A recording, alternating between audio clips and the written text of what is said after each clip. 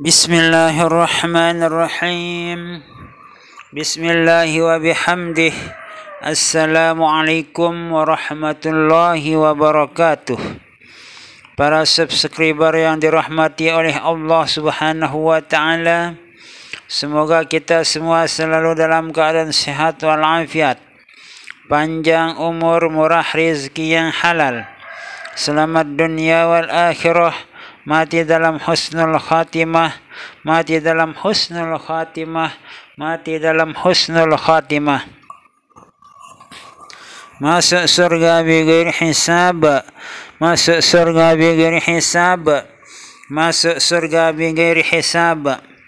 Selalu dalam ridha dan maghfirah Allah Subhanahu wa taala fid dunya wal akhirah. Selalu dalam pemeliharaan Allah Subhanahu wa taala dari segala macam mara bahaya dunia dan akhirah. Amin, amin, amin. Allahumma amin. Ya Allah, ya Rabbal Alamin, ya Mujibas Sa'ilin, ya Ghiyathal Mustangithin, agisni, agisni, agisni, agisni, ya Allah, ya Rabbal Alamin. Dalam sebuah kitab diceritakan sebuah peristiwa yang cukup menjadi ilmu yang bermanfaat bagi kita semua, khususnya kaum muslimin muslimat dimanapun berada. Kitab tersebut memberikan suatu nasihat kepada kita semua agar kita di dalam menjalani kehidupan di atas dunia ini, janganlah kita menjadi orang yang berpoya-poya, apalagi sampai melupakan tugas kewajiban kita sebagai hamba Allah Subhanahu wa taala. Jangan kita selalu membayang-bayangkan harta benda yang begitu banyak, sementara harta benda yang ada pada diri kita itu kita tidak begitu hiraukan, padahal yang kita miliki itulah yang terbaik bagi kita. Namun kebanyakan di antara manusia-manusia sekarang itu berpikir soal dunia, melihat kepada yang lebih atas. Padahal hadis Rasulullah sallallahu alaihi wasallam menjelaskan, kalau masalah akhirat kita harus memandang yang lebih atas. Artinya kita melihat orang yang begitu banyak ibadahnya, kita harus ikuti bagaimana agar ibadah kita itu semakin banyak, semakin berkualitas dan berkuantitas. Kemudian masalah dunia, kita melihat ke bawah, karena di bawah kita jauh masih banyak yang lebih rendah dari keadaan kita. Kemiskinan yang melanda kehidupan manusia itu jauh lebih melarat dari kehidupan yang kita hadapi sekarang ini. Artinya kita tetap bersyukur dan bersyukur kepada Allah Subhanahu wa taala, walaupun kekayaan kita tidak seperti kekayaan yang dimiliki oleh orang lain. Kita tetap mensyukuri apa pemberian Allah Subhanahu wa taala kepada kita. Itulah yang terbaik bagi kehidupan kita dunia dan akhirah. Di dalam menjalani kehidupan di atas dunia ini, kita tetap wajib bersyukur dan bersabar dalam menjalani roda kehidupan di atas muka bumi ini. Di masa Bani Israel yang diceritakan oleh kitab tersebut, ada seorang ahli ibadah. Pada masa itu, ahli ibadah tersebut biasanya diistilahkan dengan barsiso. Barsiso adalah orang yang ahli ibadah. Kalau bahasa umat Nabi besar Muhammad sallallahu alaihi wasallam adalah ahli ibadah, namun pada masa Bani Israel diistilahkan dengan barsiso atau orang yang ahli dalam ibadah, yang selalu beribadah dan beribadah kepada Allah Subhanahu wa ta'ala. Kehidupan orang ahli ibadah itu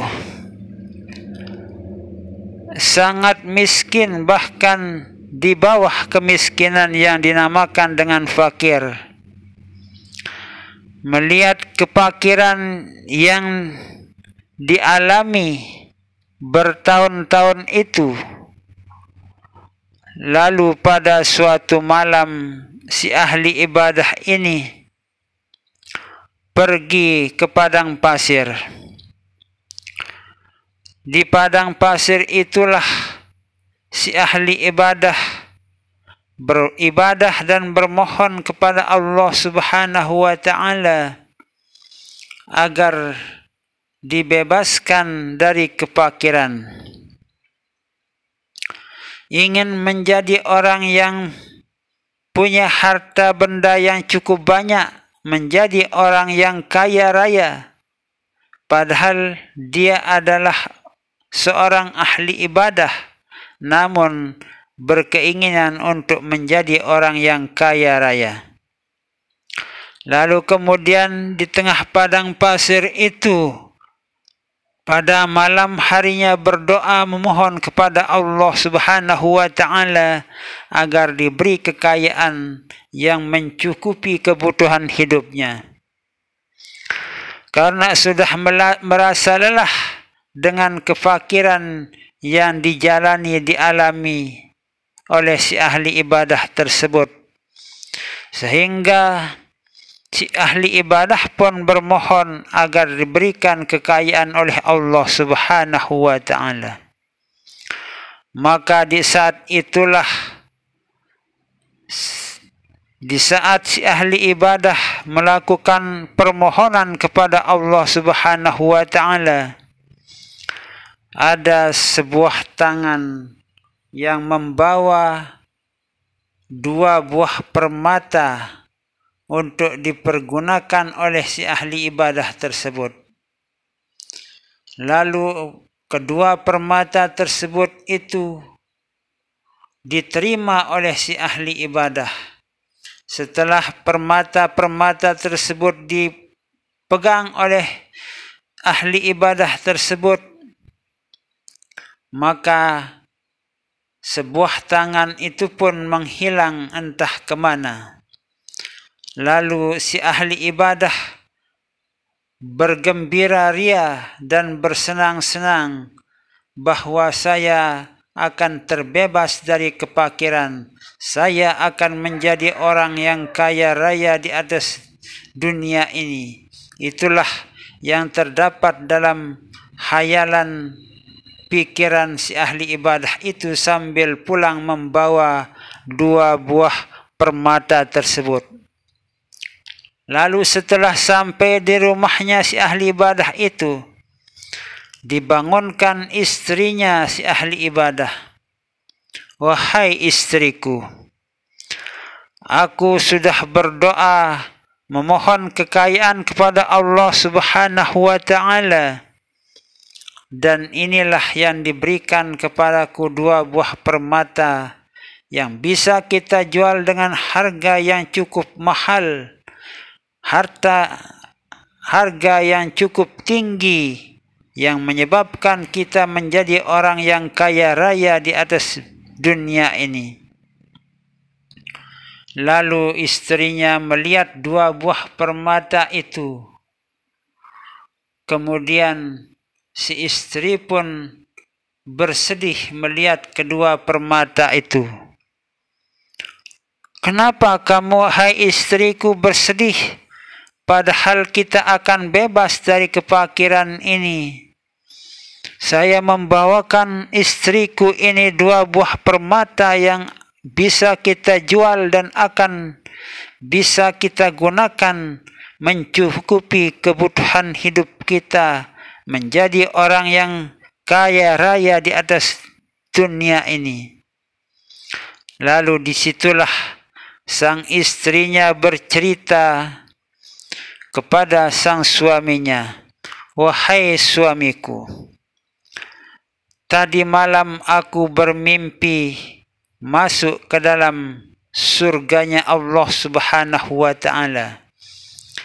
Kita berdua sudah dimasukkan ke dalam surganya Allah Subhanahu wa ta'ala. Saya melihat-lihat keadaan dalam surga yang cukup indah tersebut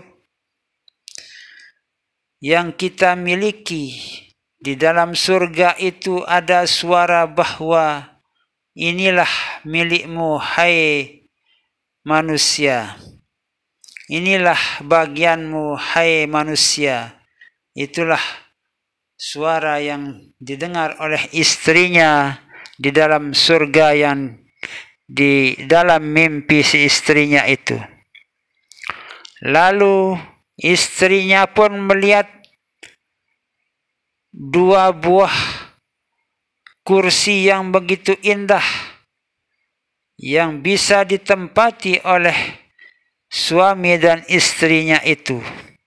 Kemudian ada suara lagi mengatakan bahwa kursi yang indah itu adalah milikmu. Kemudian si istrinya itu memperhatikan kursi-kursi tersebut. Namun kursi tersebut itu hilang permata-permata yang ada di kursi tersebut. Tidak ditemukan 2 buah permata di kursi tersebut. Lalu kemudian istrinya itu merasa sedih. Kenapa kursi yang begitu indahnya tidak punya permata di sini? Bahkan sepertinya sudah hilang permata kursi tersebut. Lalu kemudian suara pun datang kepada si istri ahli ibadah itu. Permata yang ada di kursi yang kamu miliki itu bukanlah hilang. Sebenarnya 2 permata itu tidak hilang, namun sudah kalian terima di atas dunia. Sekarang di akhirat kamu sudah tidak menerimanya disebabkan karena kamu sudah mengambilnya di atas dunia itu. Lalu mendengar suara itu, si istrinya, si ahli ibadah terbangun dan menceritakan keadaan yang dialaminya dalam mimpinya itu. Kemudian pada saat itu si istri ahli ibadah mengucapkan beberapa kalimat kepada suaminya si ahli ibadah itu. Wahai kanda, lebih baik aku hidup dalam kefakiran. Lebih baik aku hidup dalam kemiskinan dan kefakiran. Biar saya tidak mendapat 2 permata di atas dunia ini. Sebaiknya 2 permata ini kamu kembalikan, wahai kanda, kepada Allah Subhanahu wa ta'ala. Sebaiknya 2 permata ini kanda kembalikan saja ke hadirat Allah Subhanahu wa ta'ala. Saya lebih senang kekayaan di akhirat daripada kekayaan di dunia. lalu mendengar ucapan si istrinya itu, si ahli ibadah pun pada malam harinya pergi ke padang pasir untuk beribadah dan memohon kepada Allah Subhanahu wa taala agar kedua permata tersebut dikembalikan ke tempatnya. Maka sebuah tangan itu pun mengambil dua permata tersebut, dan di saat itulah terdengar suara oleh ahli ibadah bahwa permata itu sudah diambil oleh Allah Subhanahu wa taala dan sudah dikembalikan ke tempatnya di dalam surga yang kamu terima nanti di akhirat. Nah, itulah cerita yang terdapat dalam sebuah kitab yang bisa menjadi renungan pelajaran yang bermanfaat bagi kita, agar jangan kita terlalu menghayal-hayalkan kehidupan mewah kekayaan di atas bumi ini.